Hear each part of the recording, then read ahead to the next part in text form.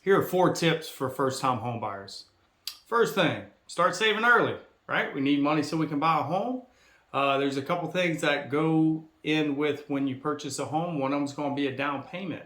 So a down payment, depending on how much of the house that you're going to buy and depending on what loan product you're going to be, can vary anywhere between 3 to 5% down at the lowest amounts. So if you're looking at a home, if you can calculate 3 to 5% down on that home, that would be the first amount that you would need to start the home buying process. The second thing is something called closing costs.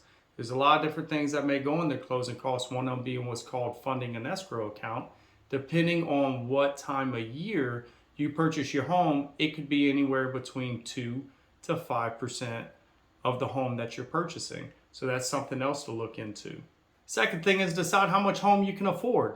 Right, so we're going on budget, so that's something that you would want to think about if you're currently renting, to see how much your monthly rent is now, and going from there on what you can most comfortably afford per month for a mortgage payment. So once you can really figure out how much you can afford a month, we can actually go off of that and reverse that into a process where I can tell you how much home you can afford at that point if you don't have a purchase price in mind. Now, there are some calculators on the internet that you can calculate how much of a home that you can afford based on your down payment and what your monthly expenses are. I would urge you to go ahead and do that. It's kind of give you a generalized idea of what you can afford, but the main thing would be is once you end up talking to a professional, you can really get those numbers a little bit more accurate.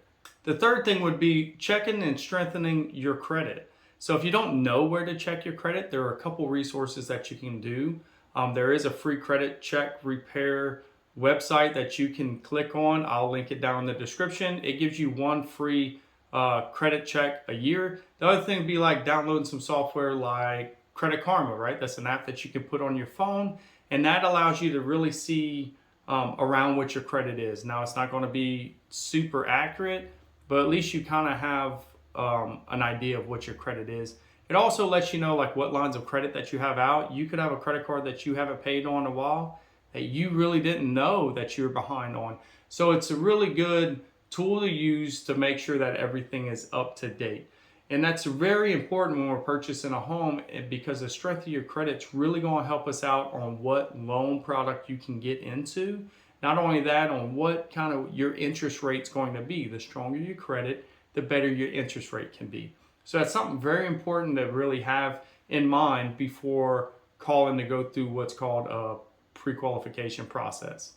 The final tip I have for you today is to explore your mortgage options, and then that's where I'll really come into play.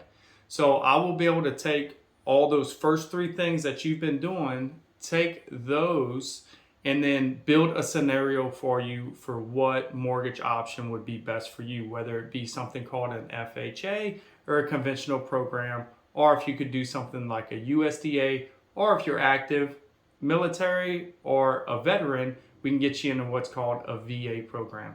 Those all have different down payment requirements and different credit score requirements. So whenever you're ready to move to the next step in the home buying process, make sure you give me a call. I'll be more than happy to go through these things more in detail with you. Down in the description is all my information on how to get in contact with me. And I sure hope to hear from you soon.